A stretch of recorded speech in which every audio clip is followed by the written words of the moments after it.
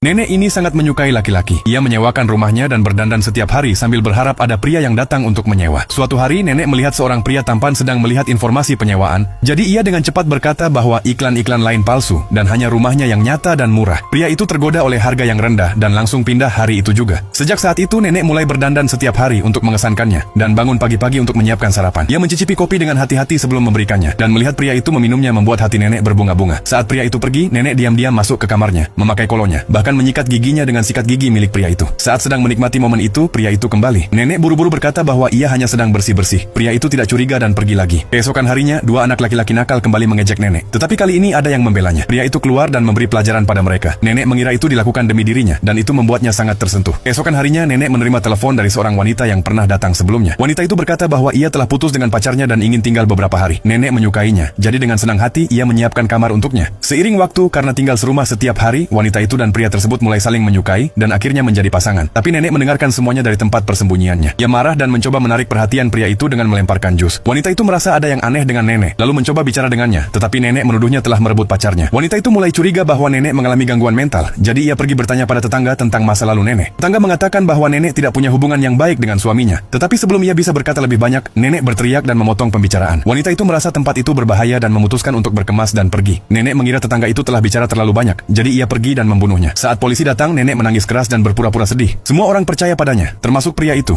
Sebelum pria itu menyadari apa yang terjadi, nenek memeluknya dan meminta penghiburan. Keesokan harinya, nenek melihat sebuah kotak di kamar pria itu dan mencoba melihatnya lebih dekat, tetapi pria itu pulang dan memergokinya. Ia sangat marah dan menyuruh nenek pergi. Nenek meminta maaf dan menjelaskan bahwa ia khawatir padanya karena ia mirip dengan anak laki-lakinya yang telah meninggal. Pria itu merasa kasihan dan setuju untuk makan malam bersamanya. Tapi nenek memasukkan obat ke dalam minuman pria itu. Pria itu langsung pingsan. Nenek mengambil kunci kotak dan membukanya. Di dalamnya ia menemukan narkoba. Nenek mencium baunya dan merasa penuh energi. Lalu ia menyeret pria itu ke kamarnya. Keesokan harinya pria itu tidak ingat apapun, tapi merasa ada yang tidak beres dan mengatakan pada nenek bahwa ia ingin pergi mencari wanita itu. Nenek marah besar. Jika ia tidak bisa memilikinya, maka tak seorang pun boleh memilikinya.